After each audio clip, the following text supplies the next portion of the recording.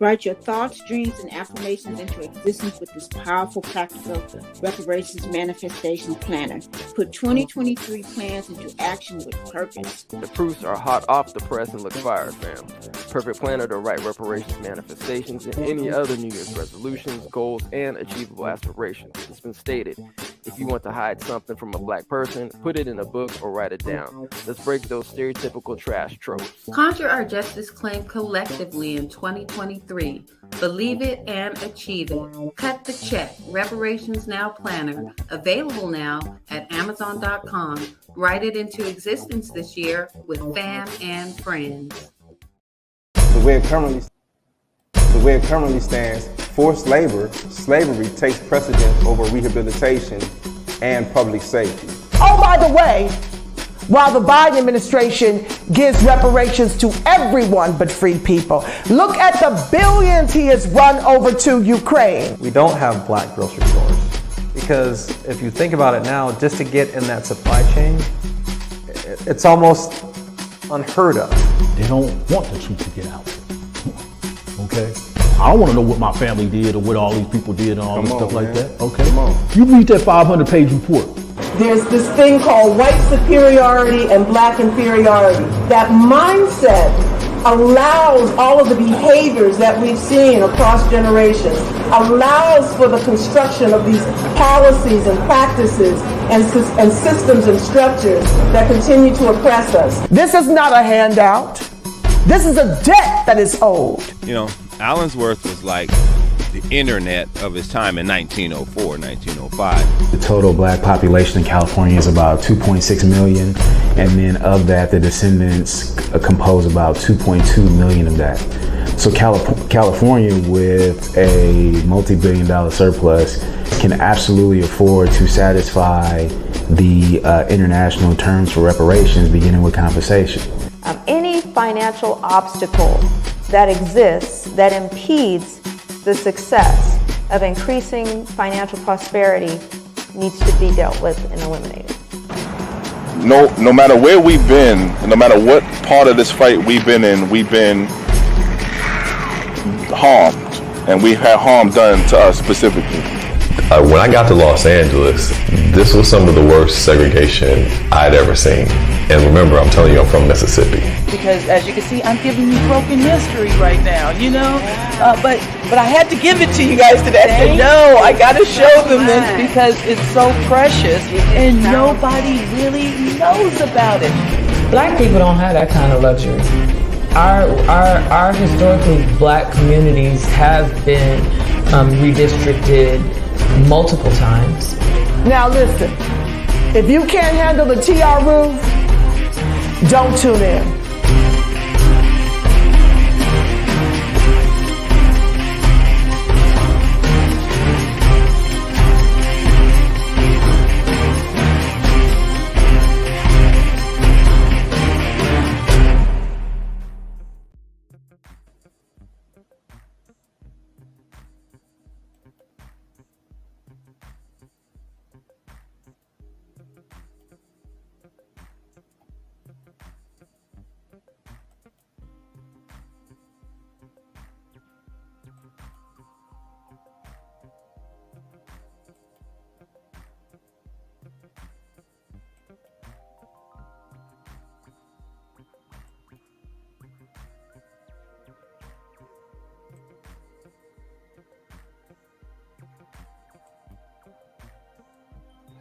Welcome everyone. It's me in the Mass Media Group. It's going to be part 6 and probably the last reading of this marathon read of the Consolidated Preliminary Policies Proposals Report. We started this journey reading February 13th, and most likely probably going to end this journey February 20th. We might actually have a community call-in session, just a wrap-up before we actually go into the California Reparations Task Force meeting, which is going to be held in Sacramento, California, March 3rd and March 4th. So on that note, let's continue. All right, so we left off on page 90 I'm going to read a little bit, maybe a paragraph before that, and then we'll continue on page 90. Thanks everyone for joining. Appreciate your time and energy into this important matter. For those who are listening on the replay, appreciate you as well. All right, here we go. A book, Just Medicine, A Cure for Racial Inequality in American Healthcare, takes note of the evidence that implicit biases are malleable. The Association of American Medical Colleges, the administrator of medical college admission tests, MCAT, has recently expressed an interest in testing students in situations that involve implicit bias.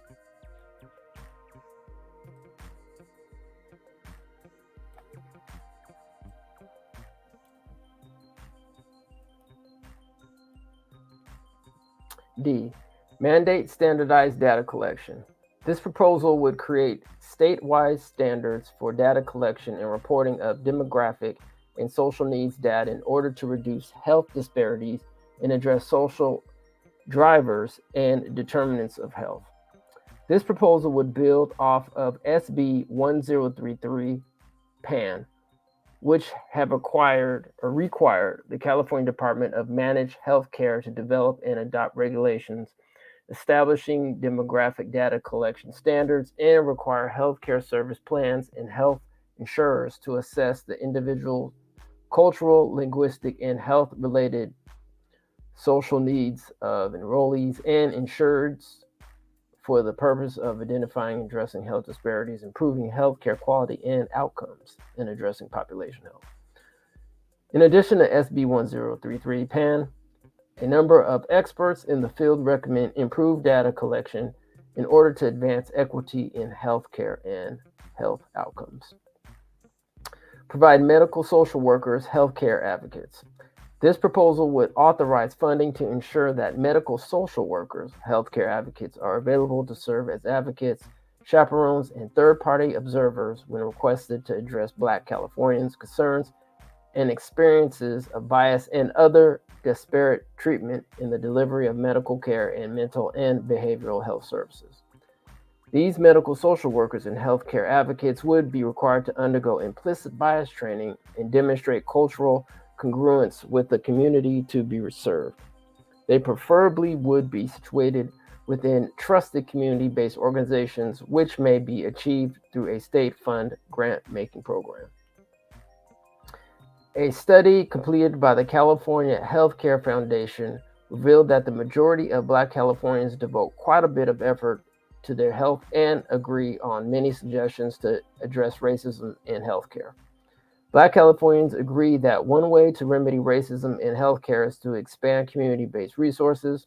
Specifically, 84% of respondents believe it is extremely important, very important to expand community-based education on how to navigate the healthcare system and advocate for high quality care. In 77% of respondents believe it is extremely important or very important to expand the number of Black community health advocates and or medical chaperones available to patients. Remedy the higher rates of injury and death among Black birthing people. This proposal recommends that the legislature enact the measures set forth in AB 2258 Reyes, Dual Care Medi-Cal Pilot Program, a bill that was introduced during the 2019-2020 regular session of the California State Legislature, but was not enacted into law and focuses on improvements to the provision of doula care. It would require the California Department of Healthcare Services, DHCS, to provide additional support for doula services, which is a covered benefit effective January 1st, 2023 to include. Oh, that's real cool. Interjection. All right, here we go. Requiring DHCS to develop multiple payment and billing options for doula care and to ensure specified payment and billing practices, including that any doula and community-based doula group be guaranteed payment within 30 days of submitting any claim for reimbursement. Requiring DHCS to establish a centralized registry listing any doula who is available to take on new clients in each county. Just go ahead and Highlight that real quick.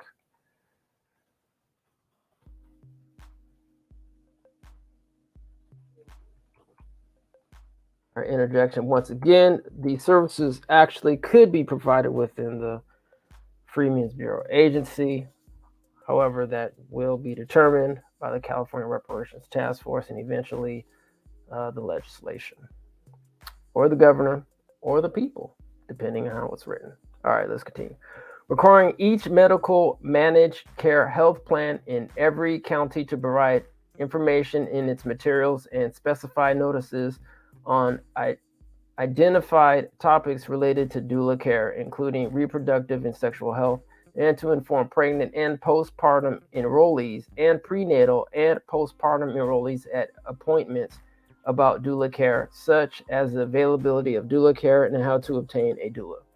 Requiring DHCS to convene a doula advisory board that would be responsible for deciding on a list of core competencies required for doulas authorized by DHCS to be reimbursed under the Medi-Cal program. Requiring a doula to provide documentation that they have met the core competencies specified by the board as a prerequisite to be reimbursed under the Medi-Cal program. Requiring DHCS to work with outside entities such as foundations to make trainings available at no cost that meet the core competencies to people who are from communities experiencing the highest burden of birth disparities in the state, and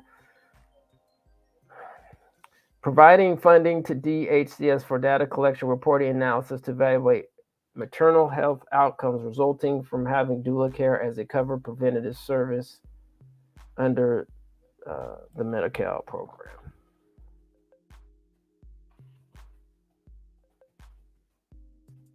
In California, Black birthing people are substantially more likely than white birthing people to suffer severe health complications during their pregnancy, give birth prematurely, die in childbirth, and lose their babies. The pregnancy-related mortality ratio for Black women during 2014 to 2016 was 4 to 6 times greater than the mortality rate for any other ethnic group. Black birthing people in California are subjected to disproportionate rates of unfair treatment, harsh language, and rough handling during their hospital stay compared to white women.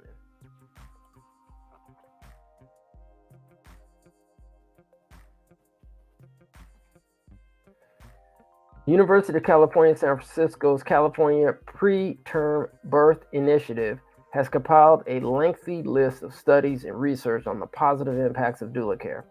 UCSF contends that numerous studies have demonstrated that doulas can help reduce the impacts of racism on pregnant women of color by helping to provide culturally appropriate, patient-centered care. The Preterm Birth Initiative has also partnered with the National Health Law Program to author a brief that sets forth the barriers of Medicaid coverage for doula care and potential recommendations for successful implementation. The brief's recommendations for states include: 1, setting a common set of criteria for doula qualifications for credentialing for insurers to pay for doula services; 2, developing doula reimbursement rates based on the amount of one-on-one time spent with the patient; 3, streamlining and organizing payments for doula services; 4, pushing for doula services to be classified as preventative services; 6, increasing their flexibility to pay for doula services; and 7, allowing doulas to obtain payment directly from Medicaid.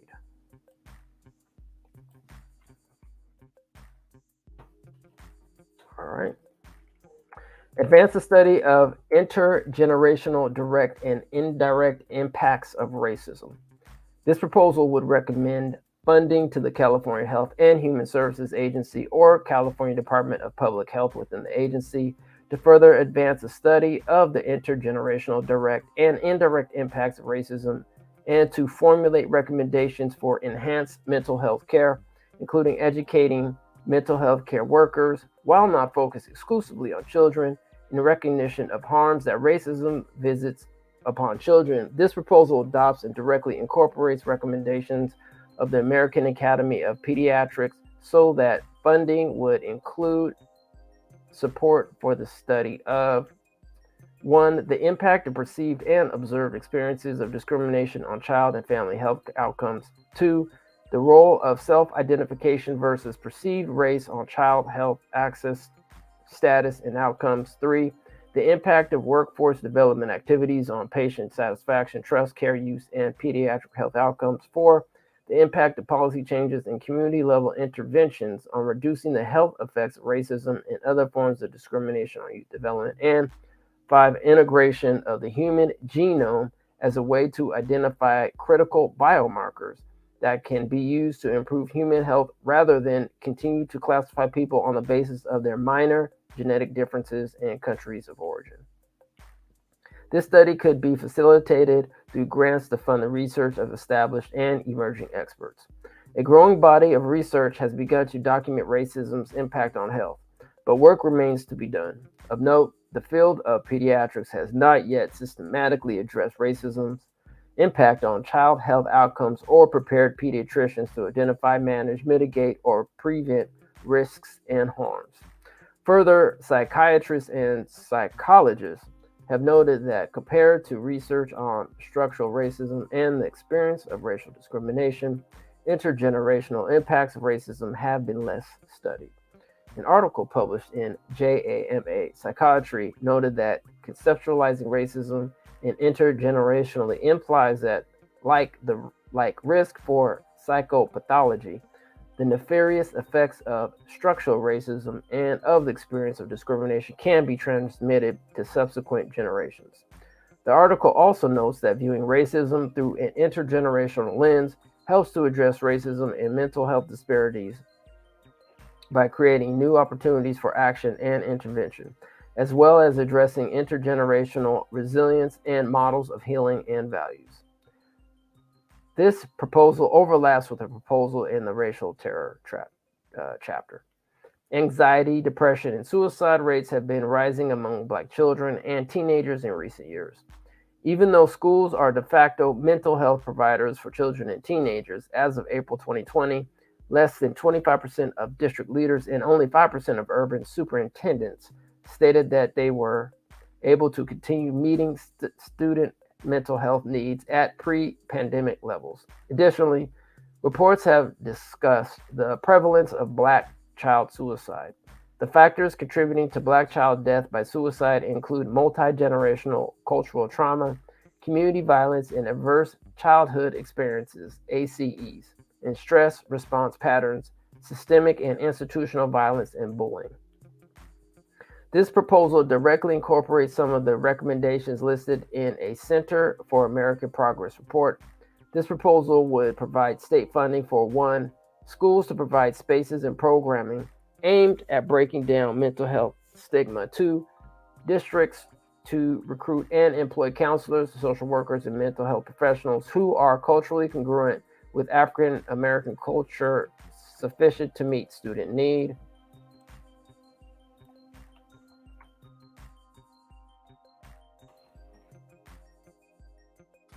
3, anti-racism and trauma-informed mental health practices for teachers and school personnel. And 4, training teachers and school personnel to teach students skill to cope with their anxiety and emotions through the implementation of school and emotional learning, SEL, programs. This proposal would require implementation of the UCSF HEARTS program for an equivalent program at high-need schools. Fund and expand the UC Prime Lead ABC program to be available at all UC medical campuses. To address inequities in healthcare and increase the number of Black physicians serving Black communities, this proposal recommends that the legislature permanently expand the UC Prime Lead ABC program, which includes a specialized curriculum, training experiences, and dedicated faculty apprenticeship to train and recruit physicians to serve in predominantly African, Black, or Caribbean ABC communities, to be available on all UC medical campuses.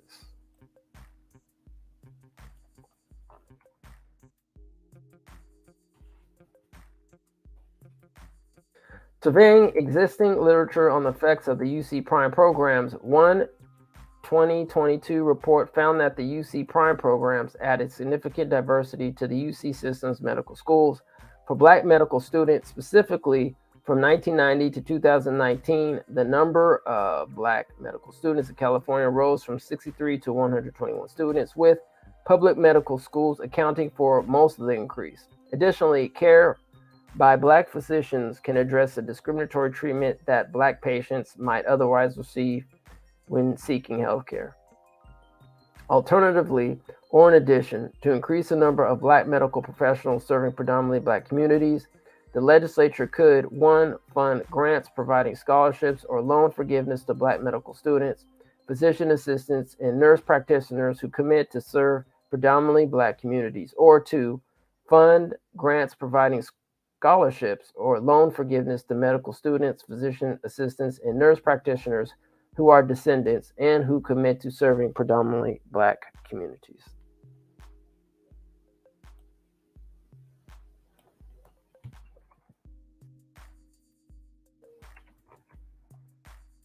Create and fund equivalents to the UC Prime Lead ABC program for psychologists, licensed professional counselors, and licensed professional therapists.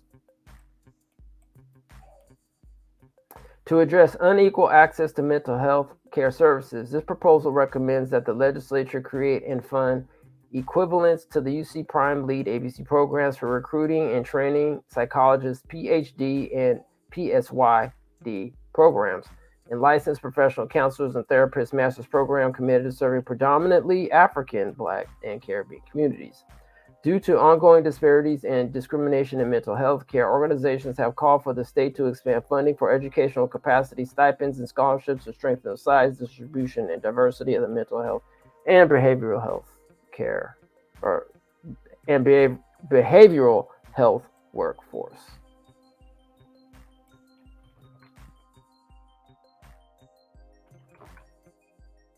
As noted above, the UC Prime programs present successful models for programs that both recruit and mentor Black medical professionals while also increasing the number of medical professionals dedicated to serving predominantly Black communities.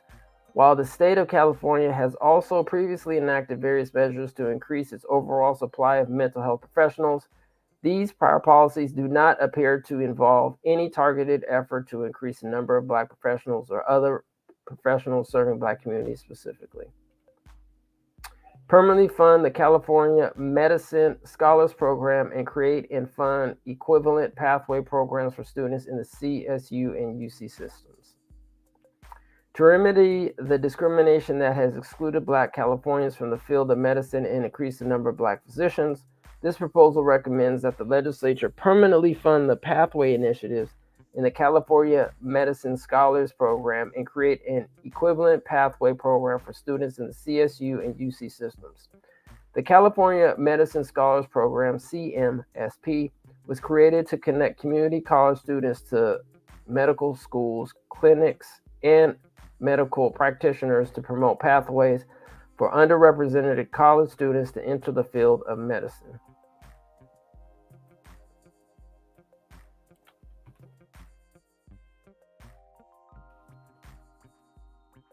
Students from an eligible community college can apply to the program, which partners them with a medical school in one of 4 nearby geographic regions. The program then provides mentorship by medical practitioners, academic advising, enhanced curriculum, and priority enrollment to that student when the student applies to the particular medical school. Several studies over the last 4 decades have found that participation in pathway programs improves the odds of medical school matriculation among students from excluded backgrounds, including Black students.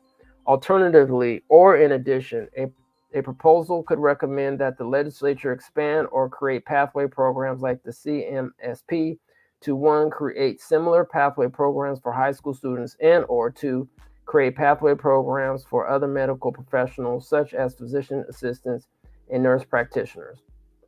Because literature that describes or evaluates nursing pathway programs or other healthcare professions is scarce. If it is recommended that the legislature expand the creation of funding of pathway programs to cover other medical professions, such as nurses and physician assistants, a further recommendation could be an accompanying study of such pilot programs to ensure that the programs are equally effective in improving recruitment and retention of Black Americans in other medical professions. Review and prevent racially biased disciplinary practices by the Medical Board of California. A report by the California State Library Research Bureau reviewing board data from 2003 to 2013 found that Black physicians in California were more likely to be the subject of complaints, and the board was more likely to investigate a complaint brought against a Black physician than one brought against a white physician. But these investigations were not more likely to result in disciplinary action. To remedy discrimination in physician discipline, this proposal recommends legislation to review and prevent racially biased disciplinary practices by the California Medical Board, quote, board, end quote, in its investigatory and disciplinary proceedings by implementing the following. 1.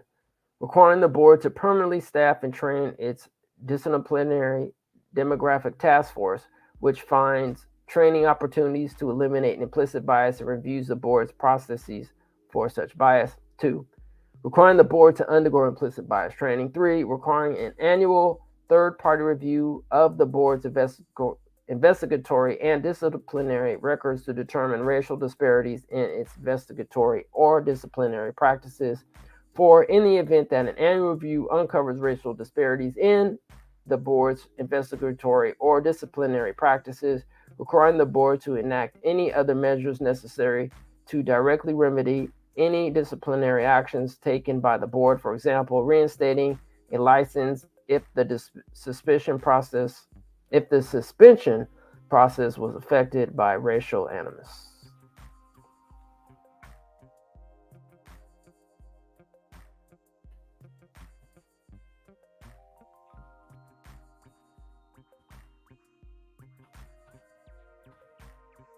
All right.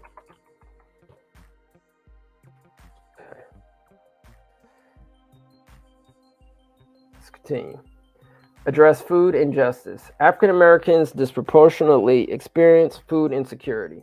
African American communities also disproportionately face the problem of having highly limited access to affordable, nutritious food, often while being inundated with unhealthy options like processed food, sugary drinks, and fast food. The resulting health harms are stark. Redlining, bolstered by other government and government-enabled discrimination, is a central cause of this food injustice. To improve access to affordable, nutritious food, a slate of measures are recommended. These include measures to improve supermarket, grocery store, and farmers market access.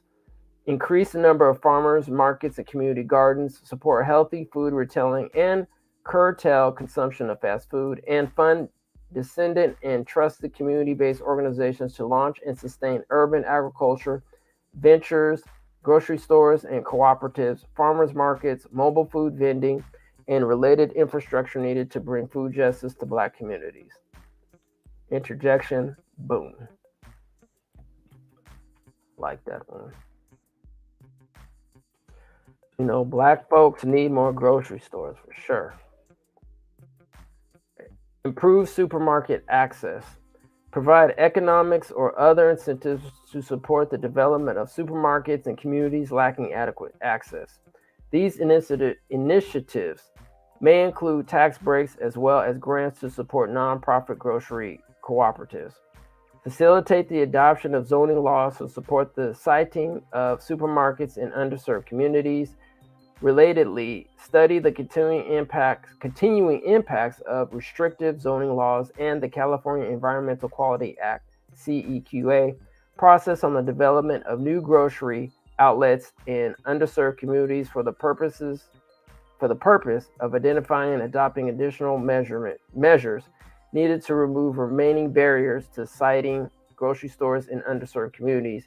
Reconsider and enact AB 889 requiring notifications in the event of grocery store closures.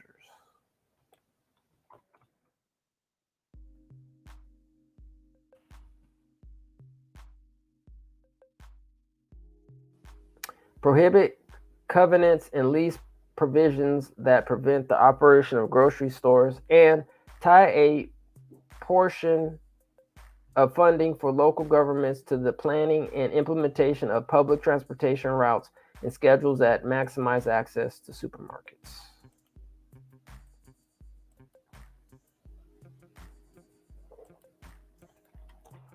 Right.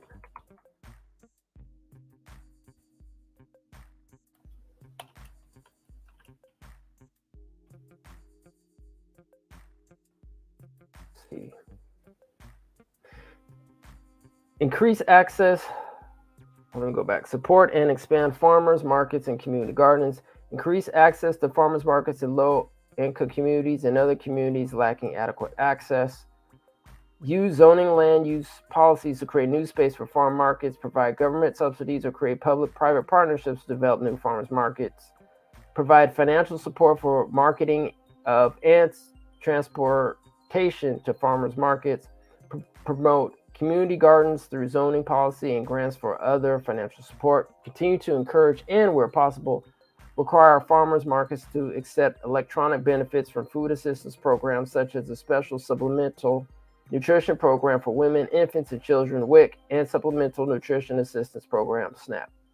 Increase farm-to-school and farm-to-institution programs and develop government procurement processes that support local farmers.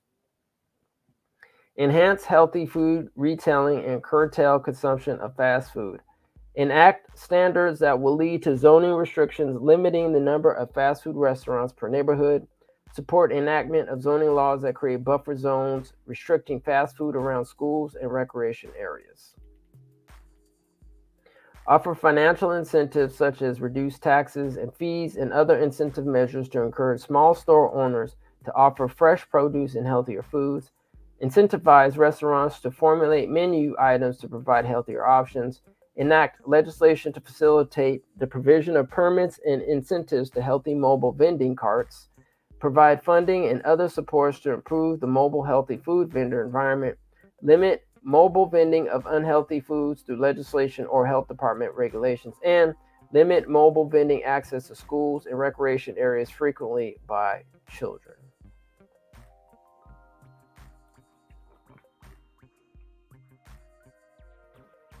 Right. To complement the foregoing, this proposal also recommends that the legislature further extend AB 581, previously extend until July 1st, 2023 by AB 2635, create a statewide task force or regional task forces to assist further opportunities for innovations and partnerships to increase access to affordable, nutritious food. Support the development and ongoing work of food policy councils, which bring together stakeholders to assess how food systems operate at the local level and formulate recommendations for improvements in formerly redline communities and other Black communities with limited access to affordable healthy food. Amend the agricultural code to establish legislative findings and declarations regarding reasonable access to nutritious food, and fund community education regarding nutrition, health, and resources available to access affordable, nutritious food.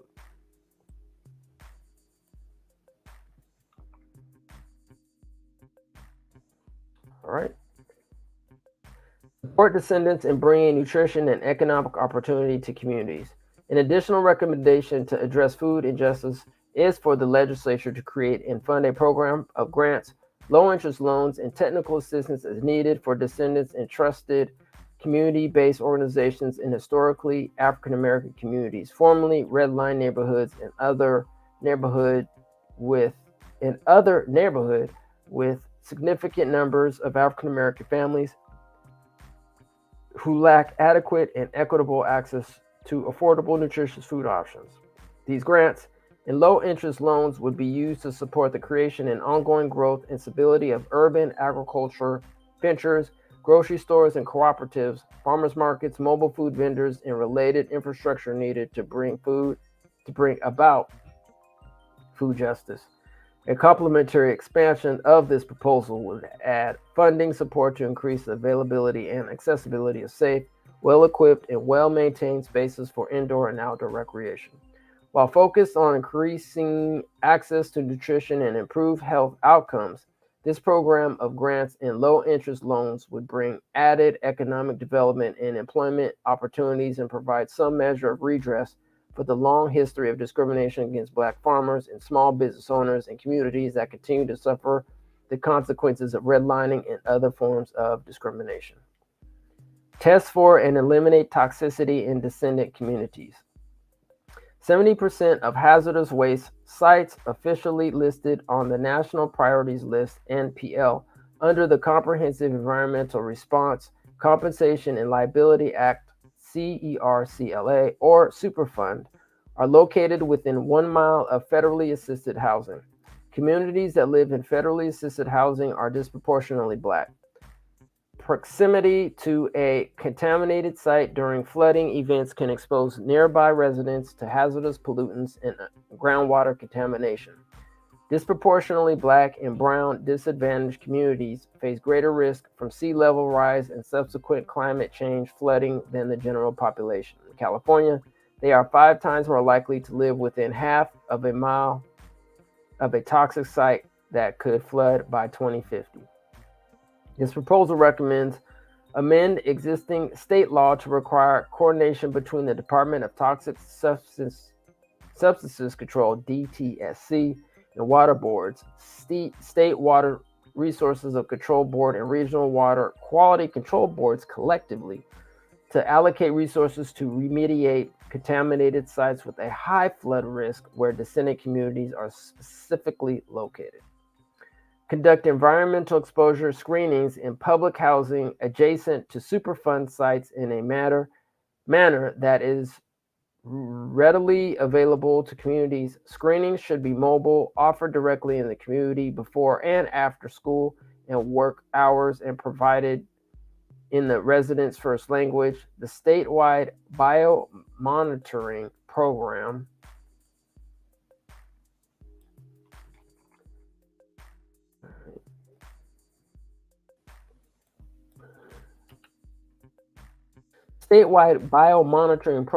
California Environmental Containment Biomonitoring Program, also called Biomonitoring California, can be utilized to implement this policy.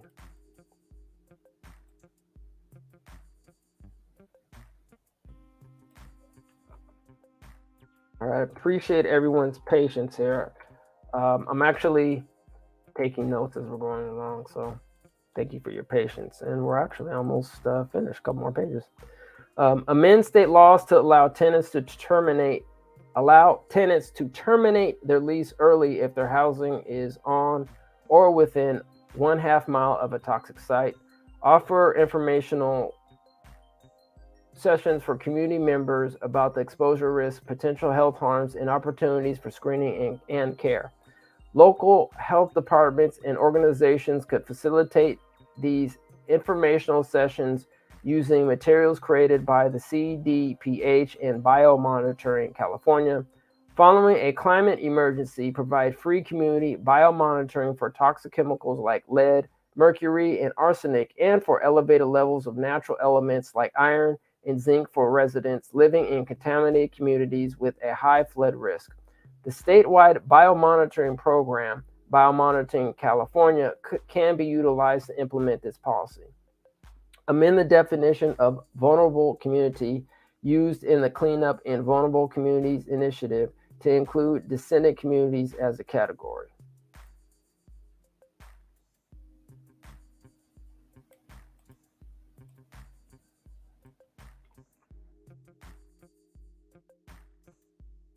Require local governments with high flood risk zones to develop community action plans to relocate residents in high-risk hazardous flood zones during climate emergencies and offer vouchers for temporary housing relocation.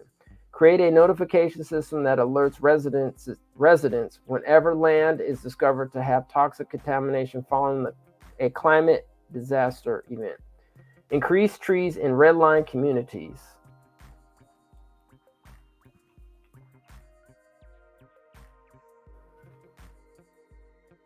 In the 1930s, the Homeowners Loan Corporation, HOLC, developed neighborhood appraisal maps to assess loan risk, and their legacy correlates with infrastructure inequality and housing segregation today.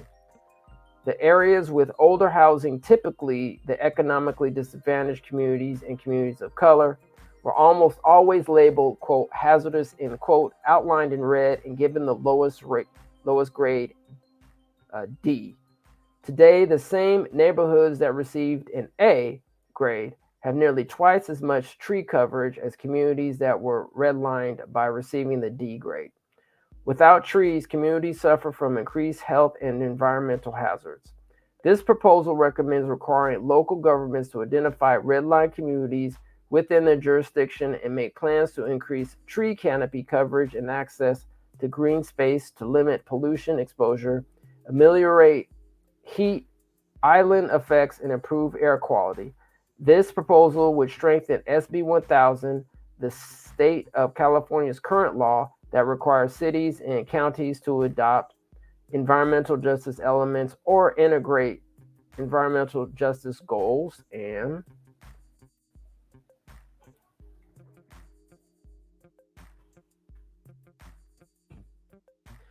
policies into their general plans. This proposal recommends amending SB 1000 in the following ways. Define disadvantaged communities to include communities with a DHOLC rating and minimal tree canopy coverage. Require timelines and deadlines for environmental justice plans with regular public reporting on the progress towards implementation. Require the adoption and regular updating of environmental justice policies regardless of when other elements are considered. Ensure investments in lowering greenhouse gas emissions and climate change adaptation projects do not lead to displacement by implementing rent control / stabilization policies at a local level. Developing resilient community infrastructure can lead to increased property values and spur cycles of gentrification that make the now improved communities unaffordable for their original residents. Develop climate resilience hubs in redline communities. African Americans bear some of the greatest risks from climate change, such as increased asthma diagnosis and premature mortality from extreme heat or pollution exposure. With climate change expanding the duration and frequency of heat waves, the increased risks of extreme heat track existing house-related harms to African Americans, who are more likely to live in redlined areas. Redline communities lack the public infrastructure to adapt to the gravest climate change risks. This policy will improve economic support to ameliorate these disparities through the development of climate resilience hubs, community-driven facilities that support residents, facilitate communications, distribute aid, and provide an opportunity for communities to become more self-sustaining during climate emergencies. This policy recommends utilizing existing programming and funding from the California Strategic Growth Council, a 10-member executive council and comprised of 7 state agencies and 3 public members with funding from California's cap and trade system and the California General Fund.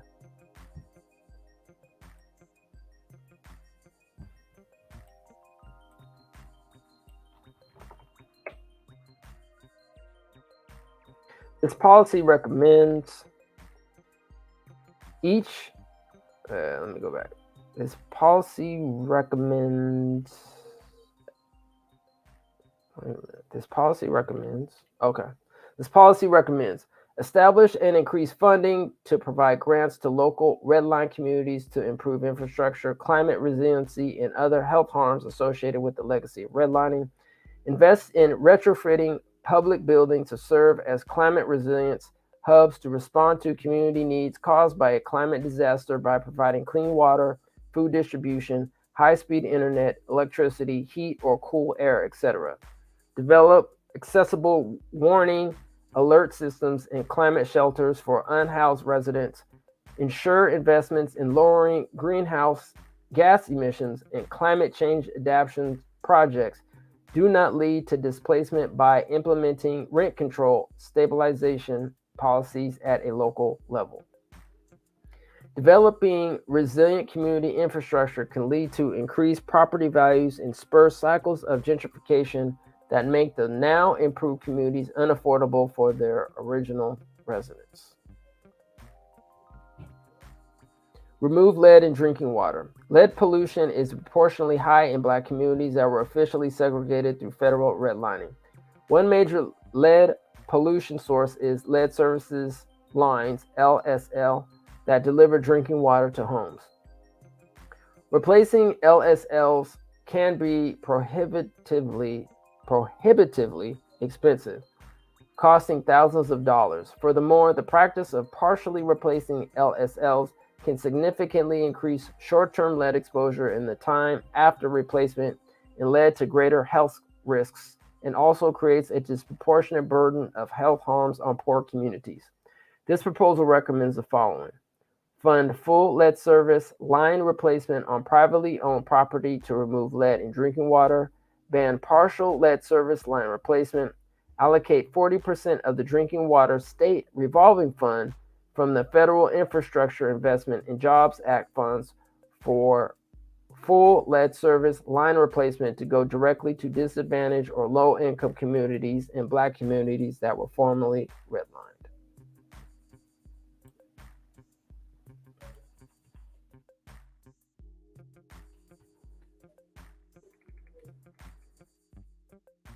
Require the State Water Resources Control Board's Division of Drinking Water, DDW, to track, I believe that's IIJA.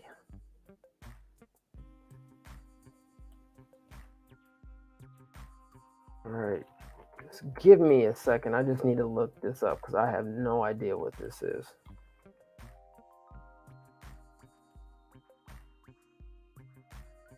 Oh, that's what it stands for, okay.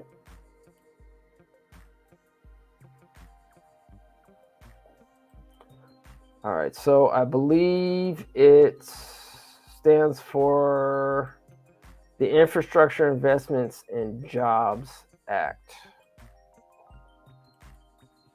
Fund distribution to ensure money reaches disadvantaged communities, prevent highway expansions, and mitigate transportation pollution. From the 1950s to the 1970s, state and federal highway construction targeted, quote, blighted, end quote, neighborhoods and valuable inner city land that tended to be overwhelmingly poor and Black. These highways destroyed Black communities or otherwise suffocated their economic vitality by cutting off their access to the rest of the city. Today, Black communities are disproportionately located near highways and subsequently suffer more from on-road sources of carcinogenic pollution. This proposal recommends reducing the pollution burden of Black communities by ending highway expansion in areas with high levels of pollution. The wealth gap. Proposals for this chapter are addressed separately. All right, so that looks like the end, I believe. So we've read from page 1 all the way up to page 105. So I believe this is the whole, or at least the current consolidated proposals right now. Obviously the task force is still working on this. I'm going to right now reserve kind of my comments. I'm going to make some notes and I'm going to stop sharing my screen here. Yes, I'm going to go ahead and make some notes, and I recommend anybody listening and also on the replay, if you catch this, definitely make your notes, because I definitely want to have a community call and just get everybody's feedback on this. Once again, I'm going to reserve my 2 cents until we have that follow-up. So anyway, family, thanks for joining. I appreciate your time. You know, it's just one step at a time. I mean, I know this is boring to some people, and yes, I would love 1 million views on this education that we're learning. But once again, we're not here for entertainment purposes, but we are here to educate. One of the sayings for Emin the Mass Media Group is facts over fiction, and that's what we try to abide by daily. We do get a little bit of entertaining ourselves. I mean, not gonna lie, that's why I have the music in the background, because I like to multitask too, and I like music, so I like to read at the same time, walk and chew gum at the same time, right? So thanks everyone for showing up. Really appreciate your time. And once again, we will be following up right here on Emin the Mass Media Group platform and break down some of the notes. And hopefully you'll be able to join with us, because I would really like to hear from you. We really like to hear your feedback on this process, because this is very important. I mean, we're talking about the future of Black Americans, specifically American freedmen, the ones who built this country. So on that note, everybody stay blessed. It's President's Day too, so I hope you had a wonderful President's Day, if you celebrate President's Day. On that note, everybody take care, stay blessed, stay positive, and until next time, peace and reparations. Write your thoughts, dreams, and affirmations into existence with this powerful, practical reparations manifestation planner. Put 2023 plans into action with purpose. The proofs are hot off the press and look fire, fam. Perfect planner to write reparations manifestations and any other New Year's resolutions, goals, and achievable aspirations. It's been stated, if you want to hide something from a Black person, put it in a book or write it down. Let's break those stereotypical trash tropes. Conjure our justice claim collectively in 2023. Believe it and achieve it. Cut the check. Reparations Now Planner. Available now at Amazon.com. Write it into existence this year with fam and friends.